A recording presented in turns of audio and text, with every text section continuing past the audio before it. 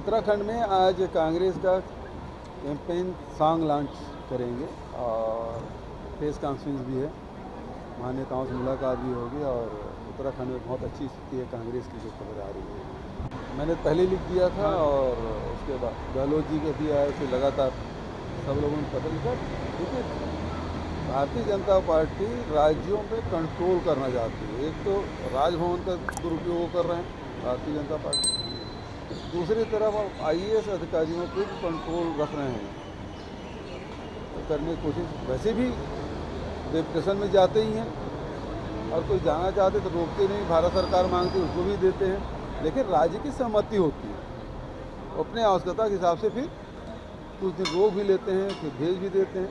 तो इस प्रकार से वार्तालाप चलती रहती है और काम रुकता नहीं। लेकिन यदि आप इस प्रकार से करेंगे, कोई अधिकारी राज्य में अच्छा काम कर रहे हैं और उसको अचानक वहाँ ले जाके संट कर दिए, तो राज्य का नुकसान होगा। तो इस प्रकार से इसका भय बनाया रखेंगे इस माध्यम से, तो ये संघीय व्यवस्था के लिए उचित नहीं है। देखिए, सीधी सी बात है कि आज ये भारतीय जनता पार्टी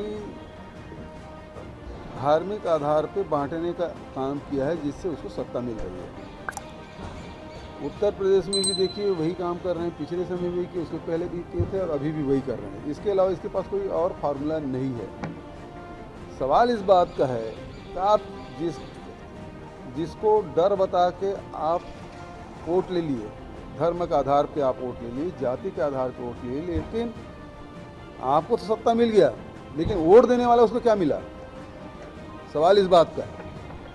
यदि भारतीय जनता पार्टी हिंदुओं की बात करती है तो हिंदुओं को मिला क्या है? केवल भय के, उसको डरा डरा के वोट दे रहे हैं। आपको खतरा है, आपको खतरा है, आपको खतरा है, लेकिन उसको मिला कुछ नहीं। मिला किसको? भारतीय जनता पार्टी को। लेकिन छत्तीसगढ़ की जनता ने नकार दिया। जिस प्रकार से सांप्रदायिकता के जहर बोने की कोशिश की, धर्मांतरण के जहर बोने की कोशिश की, लेकिन नगरीय निकाय चुनाव में बुरी तरह ये लोग पराजित हुए।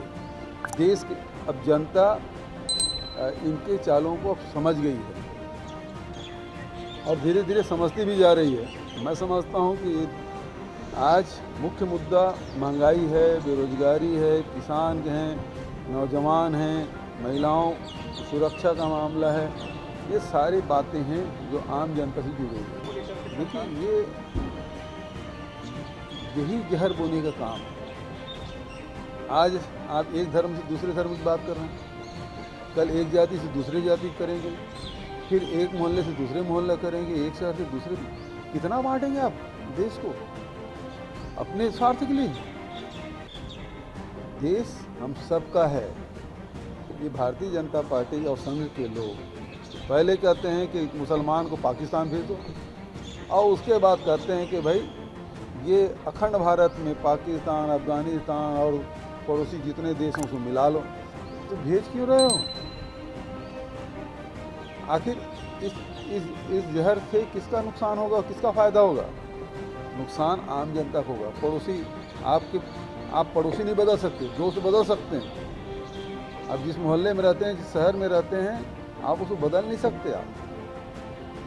लेकिन आप जहर बोएंगे तो लड़ाई जिंदगी भर लड़ते रहेंगे। नफरत के आग में केवल घर जलते हैं, घर बर्बाद होते हैं।